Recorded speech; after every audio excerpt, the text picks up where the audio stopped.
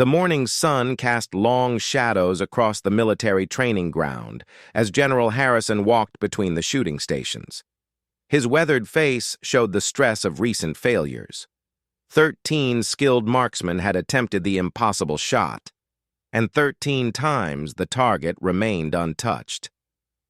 The distance of 3,900 meters seemed to mock every bullet that fell short. "Sir, we have one more candidate," Sergeant Miller approached cautiously, knowing the general's patience had worn thin. General Harrison stopped walking and turned sharply. "Another hotshot who thinks he can make history?" "Actually, sir, it's a woman. Elena Petrov from the 47th Infantry Support Unit." The general's eyebrows raised. Elena Petrov was known around the base, but not for her shooting. She worked in communications, fixing radios and maintaining equipment. Her colleagues knew her as the quiet woman who always had her head buried in technical manuals during lunch breaks. She never boasted about anything, never sought attention, and most soldiers barely noticed her presence. "The radio technician?" General Harrison asked, his voice filled with disbelief. "Yes, sir. She requested permission to attempt the shot." The general looked across the field where the target stood like a distant speck. Military experts from 3 different countries had declared the shot nearly impossible. The wind conditions, the distance, the slight elevation changes, and the target size made it a challenge that had stumped the best marksmen in their army. Elena had been watching the attempts all morning from her position near the communications tent. Each failure made her heart race, not from excitement, but from a growing certainty that she understood something the others had missed. She had spent countless hours studying ballistics, not for military purposes, but because her father had been a hunter in rural Russia. He had taught her that shooting wasn't just about aim and steadiness. It was about understanding the invisible forces that guided every bullet. "Bring her over," the general said finally. Elena approached the shooting position with steady steps, carrying a rifle that looked oversized in her small hands. She wore the standard military uniform, but it seemed to hang loosely on her thin frame. Her dark hair was pulled back in a simple ponytail, and her face showed no emotion as she surveyed the distance to the target. The 13 marksmen who had failed stood around watching. Some smiled with amusement. Others shook their heads in disbelief. Captain Rodriguez, who had come closest to hitting the target with his 12th shot, crossed his arms and whispered to his colleague, "This is embarrassing. They're really going to let the radio girl waste everyone's time." General Harrison studied Elena's face, looking for signs of nervousness or overconfidence. He found neither. Her brown eyes were focused and calm, as if she were simply examining a broken piece of equipment that needed repair. "Do you understand what you're attempting, Petrov?" the general asked. "Yes, sir. A 3,900-meter shot with variable wind conditions and a 10-inch target center. 13 expert marksmen have failed this shot. What makes you think you can succeed?" Elena looked at the target through the rifle scope, then back at the general. "Sir, I've been calculating the wind patterns for the past 2 hours. The other shooters were adjusting for the wind at ground level, but they weren't accounting for the wind shear at different altitudes that the bullet travels through." The general was quiet for a moment. Her answer surprised him with its technical detail. "I've also noticed that every shooter took their shot within 5 minutes of reaching the position," Elena continued. "They were rushing because of the pressure. But the wind pattern here changes every 12 minutes in a predictable cycle. We're currently at minute 8 of the cycle." Captain Rodriguez stopped smiling. The other marksmen began paying closer attention to Elena's words. "How do you know about wind patterns?" the general asked. "My father hunted elk in the Siberian mountains, sir. He taught me that successful long-distance shooting requires patience and observation more than perfect aim. I've been tracking the wind here since dawn." Elena adjusted the rifle scope with small, precise movements. Her hands were steady, showing no trembling despite the pressure of having dozens of eyes watching her every move. She had learned this calmness from years of delicate electronics work, where one shaky hand could ruin hours of repairs. The general looked at his watch. "Take your shot when you're ready, Petrov." Elena nodded and settled into position. She pressed her cheek against the rifle stock and peered through the scope. The target appeared as a tiny circle in her vision, dancing slightly in the heat waves rising from the distant ground. She controlled her breathing, just as her father had taught her during those cold mornings in the Russian wilderness. Around her, the training ground fell silent. Even the wind seemed to pause as Elena prepared for the shot that had defeated 13 skilled marksmen. Her finger rested lightly on the trigger, and her mind calculated factors that the others had overlooked. The seconds stretched like hours as Elena waited for the perfect moment when all the invisible forces would align in her favor. She had only one chance to prove that sometimes the most unlikely person holds the key to solving an impossible problem. Her father's voice echoed in her memory from 20 years ago. "Elena, the forest doesn't care about your reputation or rank. It only cares about your understanding and patience." The wind shifted slightly, exactly as Elena had predicted. She took a slow breath, held it halfway, and began the gentle squeeze of the trigger that would determine whether 13 failures would become 14, or whether the modest radio technician would achieve what the experts could not. The rifle's sharp crack echoed across the training ground, breaking the heavy silence that had settled over the watching soldiers. Elena remained perfectly still in her shooting position, her eye still pressed to the scope, watching the bullet's trajectory across the impossible distance. General Harrison raised his binoculars immediately, scanning the target area 3,900 meters away. The other marksmen held their breath, some secretly hoping for another failure to justify their own unsuccessful attempts. Captain Rodriguez squinted through his own scope, convinced he would witness the 14th miss of the day. For several long seconds, nobody spoke. The bullet traveled through the air, cutting through different wind layers that Elena had spent hours studying. It passed through the warm thermal currents, rising from the heated ground, adjusted its path according to the calculations she had made in her mind. "Direct hit," General Harrison announced quietly, his voice carrying a note of disbelief. The training ground erupted in surprised murmurs and exclamations. Captain Rodriguez lowered his scope and stared at Elena, who was finally rising from her shooting position with the same calm expression she had worn all morning. "Confirm that hit," the general ordered Sergeant Miller. Sergeant Miller spoke into his radio, communicating with the spotters positioned near the distant target. After a brief exchange, he turned back to the group with wide eyes. "Sir, it's confirmed. Dead center hit, clean through the bullseye." The 13 marksmen who had failed looked at each other in stunned silence. These were men who had trained for years, won competitions, and earned reputations as expert shooters.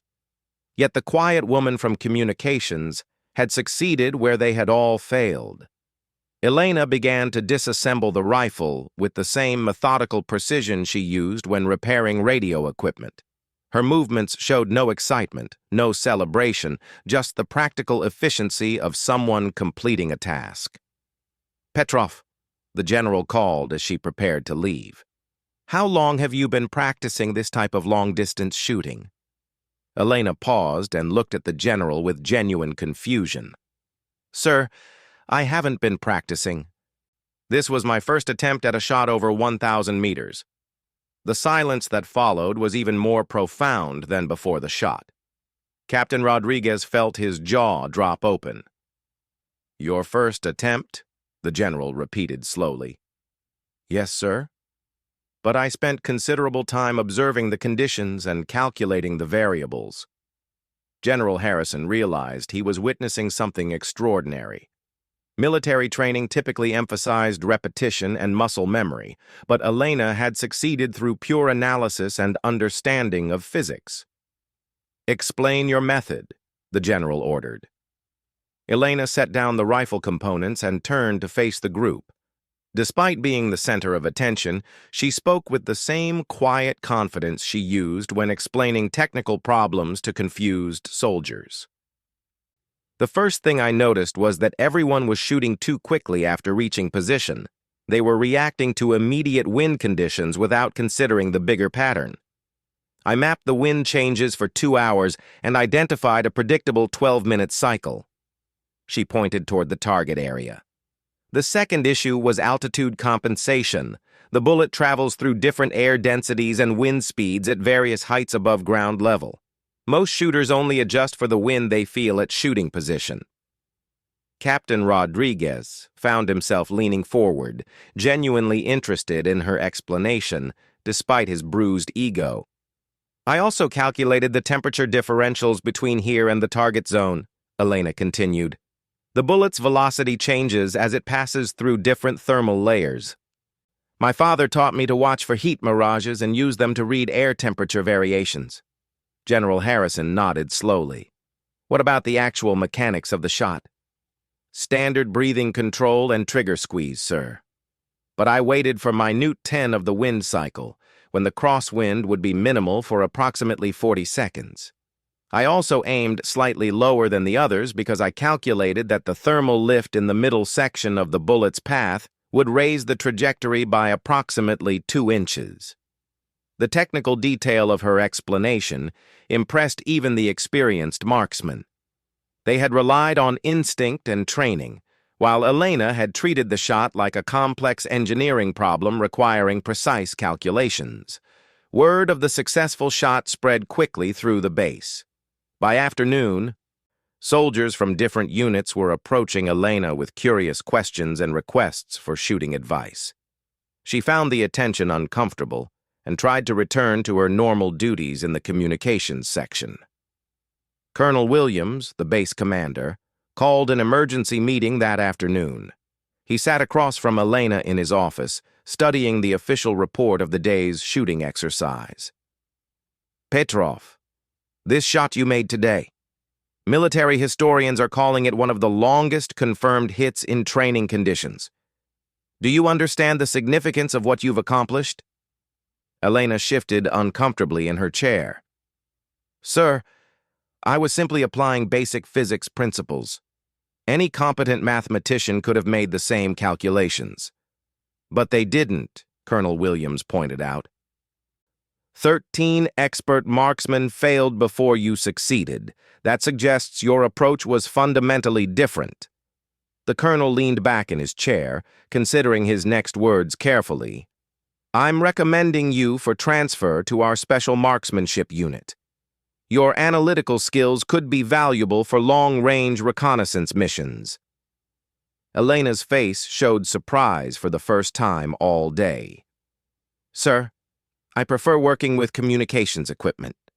I don't consider myself a soldier in the traditional combat sense. Sometimes the military doesn't give us choices about where our talents are most needed, the colonel replied gently. Elena thought about her father's hunting lessons in the Russian mountains. He had taught her to shoot because food was scarce and accuracy meant survival for their family. She had never imagined those childhood skills would change her military career. Sir, may I request permission to continue my communications duties while occasionally assisting with marksmanship training? I believe I could teach others the analytical approach to long-distance shooting. The colonel smiled. That's exactly what I was hoping you'd say. As Elena left the colonel's office, she passed the training ground where soldiers were still discussing the morning's events. She overheard Captain Rodriguez explaining to a group of newer recruits how wind patterns affect bullet trajectory at extreme distances. He was teaching them the lessons he had learned by watching her succeed where he had failed. Elena realized that sometimes the most important victories come not from defeating others, but from sharing knowledge that helps everyone improve. Her father had taught her to hunt for survival, but now she could teach others to shoot for precision and understanding.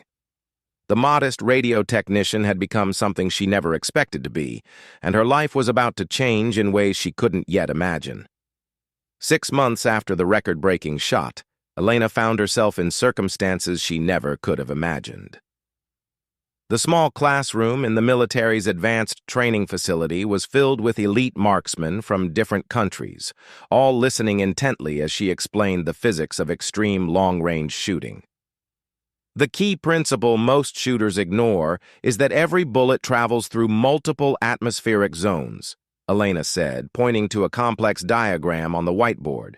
Temperature, humidity, air pressure, and wind speed can vary significantly between your position and a target at 3,000 meters or beyond.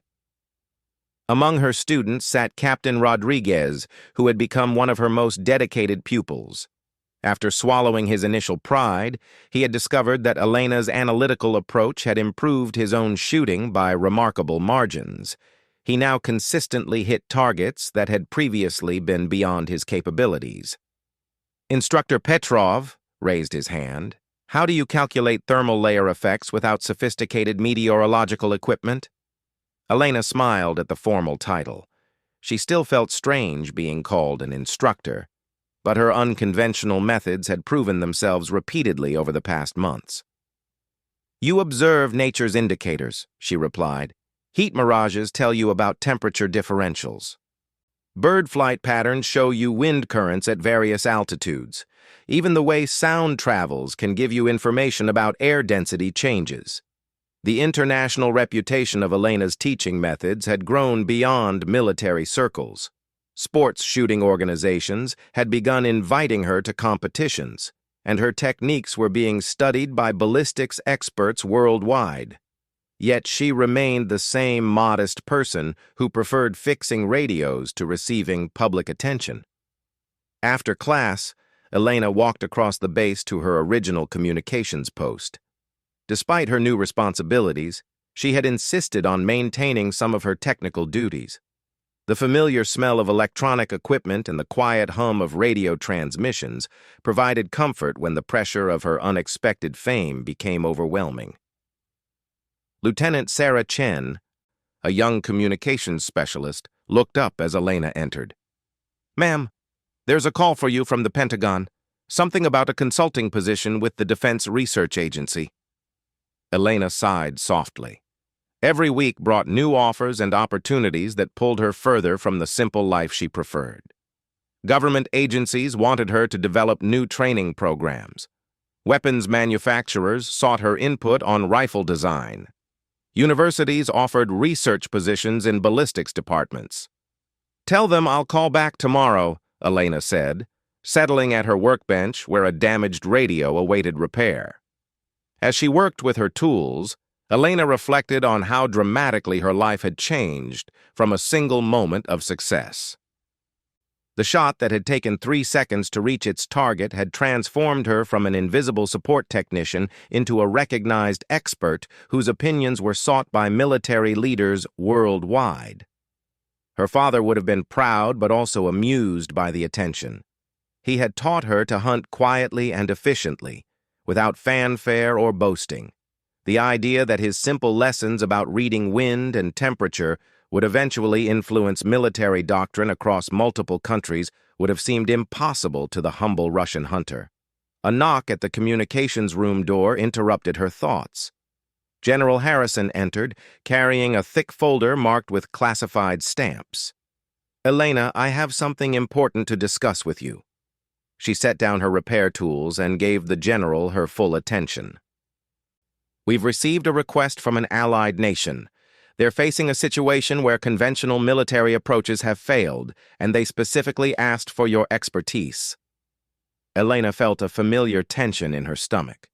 These special requests always seemed to involve real combat situations rather than training exercises. What kind of situation, sir? Hostage rescue. The target building is positioned in a way that makes standard assault approaches extremely dangerous for the hostages. They need someone who can make a precision shot under challenging conditions to neutralize the threat safely. Elena was quiet for several long moments, considering the implications. This would be her first time applying her skills in a life-or-death situation where failure could cost innocent lives. Sir, I'm honored by their confidence, but I want to be clear about something. My success comes from careful preparation and analysis. I would need detailed meteorological data, building layouts, and time to study all the variables involved. They understand that completely. In fact, your methodical approach is exactly why they requested you specifically, rather than sending their own marksman. Elena thought about the weight of responsibility that came with her unexpected expertise. The quiet radio technician who had once hidden from attention now found herself in positions where her decisions could determine whether families would be reunited or torn apart forever.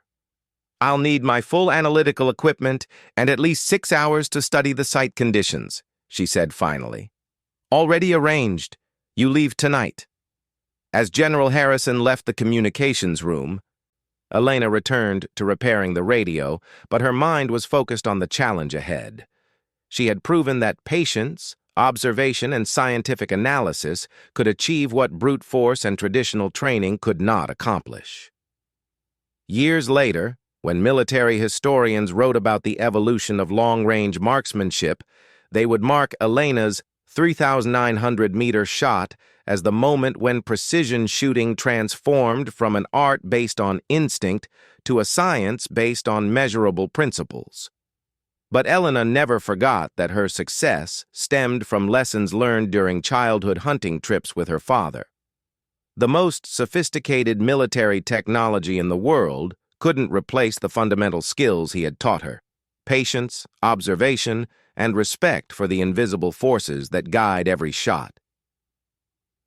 In a world that often valued loudness and aggression, Elena had proven that quiet competence and scientific thinking could achieve extraordinary results.